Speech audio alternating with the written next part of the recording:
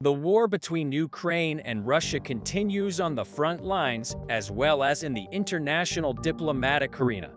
Kiev's allies are acting jointly with one goal: to oppose Moscow's plans to invade Ukrainian territory. Especially European countries are very brave about sanctions and harsh rhetoric against Russia among the Eastern European bloc. Poland is among the countries that showed the strongest reactions to the Russian invasion of Ukraine. While the Warsaw government is among the most important supporters of Kiev, it also appears to be an Eastern European member who has voiced the harshest statements against Moscow. Of course, there are critical reasons why Poland has approached Russia so openly and sharply. If you recall, Russian President Vladimir Putin announced that at the request of Minsk, Moscow would deploy tactical nuclear weapons in Belarus, similar to what the United States has done on the territory of its longtime allies. Moscow supplied Belarus with the Iskander tactical missile systems capable of carrying nuclear weapons and helped Minsk re-equip its military aircraft to carry special weapons. The personnel and pilots who will use the missiles were also trained in Russia. Vladimir Putin then took action and stated that preparations for tactical nuclear weapons to be deployed in Belarus would be completed on July 7th through 8th. Up to this point, the Poles had remained silent. Warsaw was only closely following Russia's decision to place tactical nuclear warheads in Belarus. But Dmitry Medvedev, the senior representative of the Putin regime and deputy chairman of the Security Council of the Russian Federation, made wild statements on this subject. Dmitry Medvedev has been on the agenda like a bombshell with his aggressive statements. Medvedev threatened NATO member Poland with a nuclear attack. The ex-president of Russia was threatening to seize not only Ukraine, but also NATO countries every week. But Medvedev's threat to Poland was so insane that even the Russian leader was surprised. Of course, the Warsaw government did not remain silent against these disturbing and crazy statements by Medvedev. Polish Prime Minister Mateusz Morawiecki made a statement on this issue in Brussels on June 30th following the European Council summit. Morawiecki called on NATO to place Russian tactical nuclear weapons in Belarus and demanded that American nuclear weapons be placed in his country. These striking statements by the Polish Prime Minister were considered the last warning against Medvedev.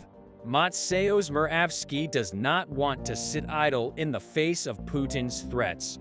Poland has also expressed its desire to act swiftly on this issue, with the United States and NATO partners dependent on the final decision on access to American nuclear weapons. Due to the recent transfer of Russian nuclear weapons to Belarus, Polish officials have recently reiterated their plans to deploy U.S. nuclear warheads on their territory under the NATO nuclear sharing program. These striking statements from Warsaw were the last warning against the Moscow administration and its leader, Vladimir Putin. The ex-president of the Russian Federation, Dmitry Medvedev, was outraged by this initiative. Medvedev, as usual, began to insult the Polish authorities and also threatened a nuclear attack. The deputy chairman of the Security Council of the Russian Federation came as a shock with a statement he made about Poland's NATO joint nuclear program. According to Medvedev, Poland's deployment of NATO nuclear weapons could result in the use of Russian nuclear weapons, pointing out that the final decision will be made by the USA. Medvedev evaluated Poland's nuclear weapons storage by saying that it may have a positive side. About this, Medvedev said, "All the political actors of the country and all evil spirits will perish. Unfortunately, along with thousands of evil spirits, others will perish." Dmitry Medvedev is so used to threatening Poland that we can say that he made offensive statements to Mateusz Morawiecki at every opportunity. As you may recall, Medvedev had previously threatened Poland with nuclear weapons. Medvedev, who repeatedly claimed that they would use nuclear bombs in Ukraine in case of an attack on Crimea, argued that Poland would be destroyed because of its prime minister. Targeting Prime Minister Mateusz Morawiecki, Medvedev said, "I don't know who would win or lose such a war. But given Poland's role as a NATO outpost in Europe, this country will surely disappear with its underdeveloped prime minister." In fact, Medvedev had previously suggested that they could wipe Ukraine off the map. Medvedev also suggested that if the Wagner Group seized Russia's nuclear weapons, the world would be on the brink of disaster. In a statement, Dmitry Medvedev claimed that Russia would not allow an insurgency led by mercenary boss Yevgeny Prigozhin to turn into a coup d'etat or global crisis. Former President Medvedev, on the other hand, described the United Kingdom as Moscow's eternal enemy. Dmitry Medvedev went crazy enough to point out that British officials were a legitimate military target for Russian attacks. Medvedev argued that UK military support for Ukraine was an undeclared war against Russia and that the United Kingdom was Moscow's eternal enemy. On this, Medvedev said, "The idiot authorities of our eternal enemy, the United Kingdom, should remember that within the framework of universally accepted international law governing modern warfare, including the Hague and Geneva Conventions, with their additional protocols, their situation can also be characterized as at war." Medvedev, one of the closest people to the Russian President Vladimir Putin, also claimed in a statement that the West was complicit in the Nord Stream pipeline explosions. A sharp drop in pressure was recorded at both gas pipelines under the Baltic Sea on September 26 last year, and seismologists identified explosions that triggered a wave of speculation that one of Russia's most important energy corridors was sabotaged. But it's still unclear what exactly happened to Nord Stream, a multi-billion-dollar project that transports Russian gas to Germany. In other words, Medvedev's accusations on this subject are considered unfounded.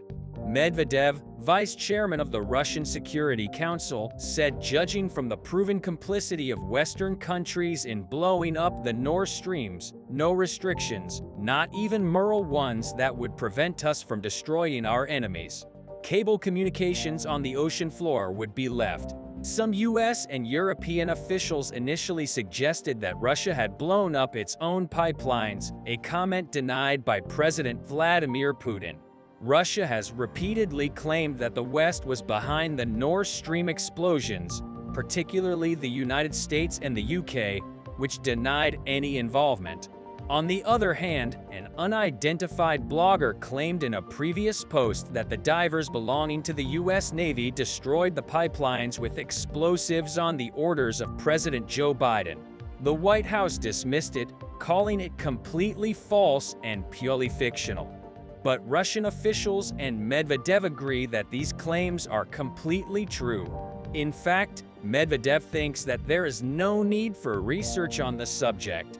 He also added that Putin's crazy ally added that Russia now has the authority to destroy submarine communication cables. Medvedev's claims about submarine cables worry the West a little bit because Russia uses spy boats and submarines to destroy submarine cables in the North Sea, Arctic Sea, and off the UK.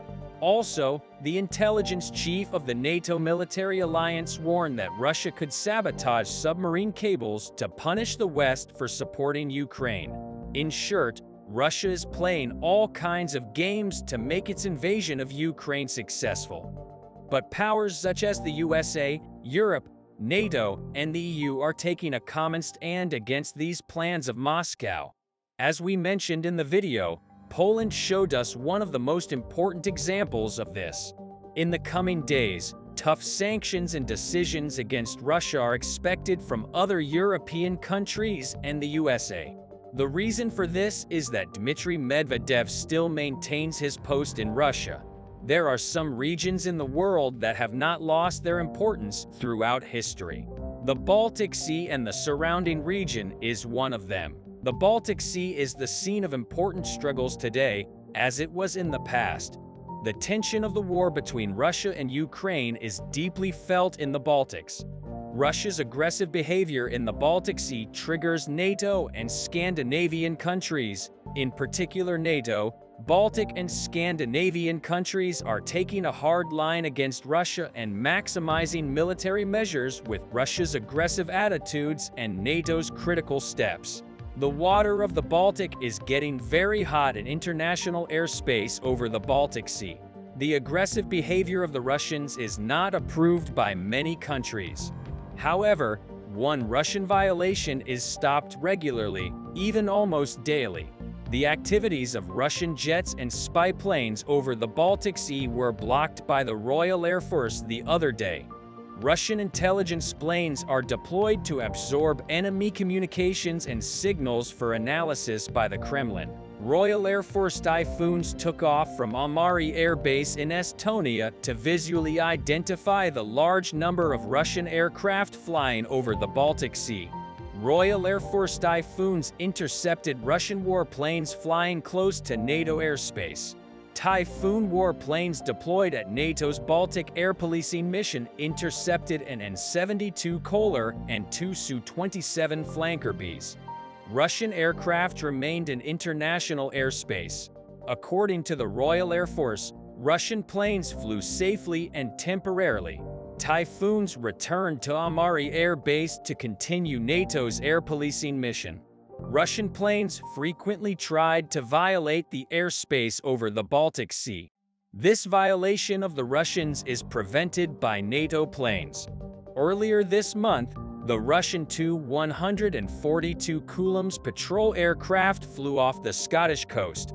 The Russian Tu-142 approached from the northeast and flew in international airspace over the Norwegian Sea and the North Atlantic Ocean to intercept the Russian plane. The Royal Air Force sent jets from Lossiemouth. Norwegian F-35 warplanes were also launched to monitor the Russian threat with the joint efforts of RAF Typhoons and F-35 warplanes. The Russian Maritime Patrol aircraft was intercepted from entering UK airspace in the last days of April. Russian jets and spy planes flew over the Baltic Sea. The UK and German air forces teamed up to intercept Russian warplanes and intelligence planes over the Gulf of Finland and the Baltic Sea. Eurofighter Typhoons from the Royal Air Force's 9th Squadron and the German Air Force's 71 Richtwaffen were dispatched to intercept the aircraft. RAF and German Air Force pilots are working together to protect NATO's eastern border in a joint operation as part of Operation Azatias. The UK and German Air Forces used Eurofighter Typhoon fighter jets as a combined force from Amari Air Base in the Baltic state of Estonia. It was determined that one of the planes was the Russian Air Force Il-20 Kut, an intelligence aircraft which passed from mainland Russia to the Kaliningrad settlements on the Polish border. The RAF reported that Kotsay was accompanied by two Russian Su-27 flanker B fighter jets, also based in Kaliningrad. In March, British and German warplanes intercepted Russian planes twice near Estonian airspace. The Royal Air Force reported in March that two Typhoon jets intercepted a Russian military Tu-134 passenger plane known to NATO as Krusty, accompanied by two Sukhoi Su-27 flanker fighter jets and an An-12 Cub military transport aircraft. The Royal Air Force described the operation as reassurance that the United Kingdom, Germany, and other NATO countries stood by their Estonian allies at this time of tension. In early April, Germany handed over NATO's Baltic airspace security mission to the UK and continued its support until the end of April. In early May, the transfer of German aircraft to Germany began. In addition, Portugal is currently the leading country in NATO's Baltic policing. In just 1 month, two Portuguese F-16 fighter jets operating at the border of NATO's airspace in the Baltic intercepted 20 Russian aircraft violating air traffic rules, according to the Portuguese Air Force. These interventions included transport aircraft, warplanes, and intelligence-gathering aircraft. The Portuguese Air Force took over policing the Baltic airspace on April 1st as the lead country of the mission, known as the Baltic Air Policing. Portugal involved 85 soldiers and 4 F-16s and will operate from Šiauliai Air Base in Lithuania for the next 3 months. Portugal's interception of 20 Russian jets in a month reveals that at least one Russian violation per day is halted, giving NATO's interception of Russian warplanes in its airspace. So how do NATO weapons in the Baltic submerge Russian ambitions? The Ukrainian war has led to a rethinking of defenses in what used to be a geostrategic recession. The war created another existential shock in the Baltic. This shock mobilized the West. Defense budgets inflated like a balloon in the region. Poland continues its plan to double the strength of its army to 300,000 soldiers. NATO allies deployed additional troops, armor fighter jets, and advanced air defense systems on the Baltic coast. The United States Air Force has deployed its 5th-generation F-22 Raptor fighter jets to Amari Air Base in Estonia. The 12 Raptor was first deployed to Poland's Powice Air Base in April 2023. These belong to the 94th Campaign Fighter Squadron based at Langley Air Force Base in Virginia. The redeployment of the 5th-generation fighter aircraft is carried out within the framework of NATO's Allied Air Command's Air Shield mission to deter aggression in the Baltic Sea region.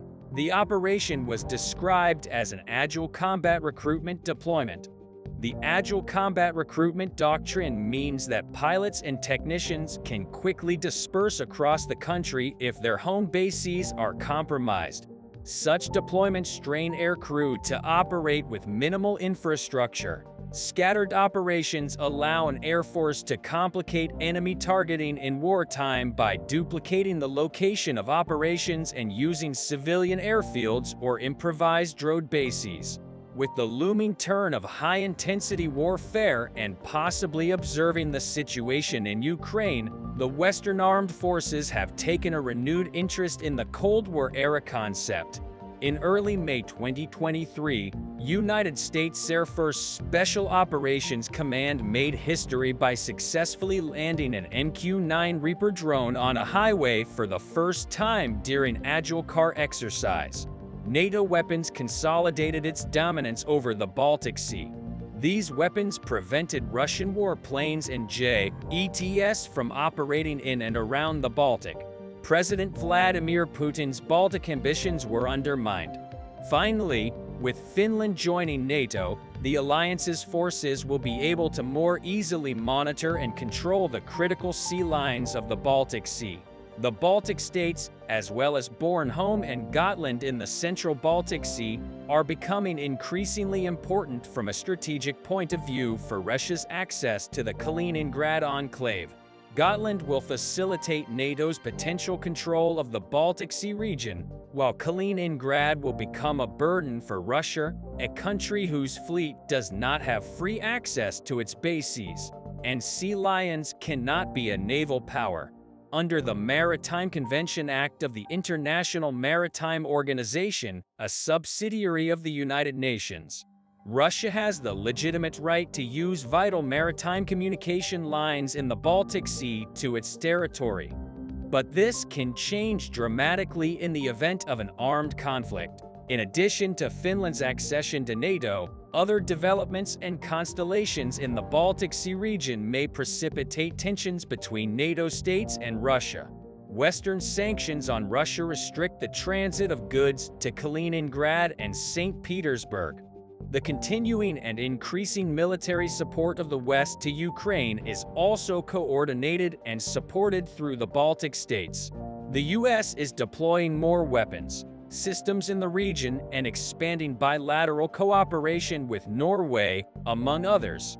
In the future, the U.S. Air Force will be able to use the airfields at Riga and Solinir, Oslo, as well as Stavanger to monitor ships approaching the Baltic Sea. In summary, these measures make the shift of an existing conflict to another geographical area.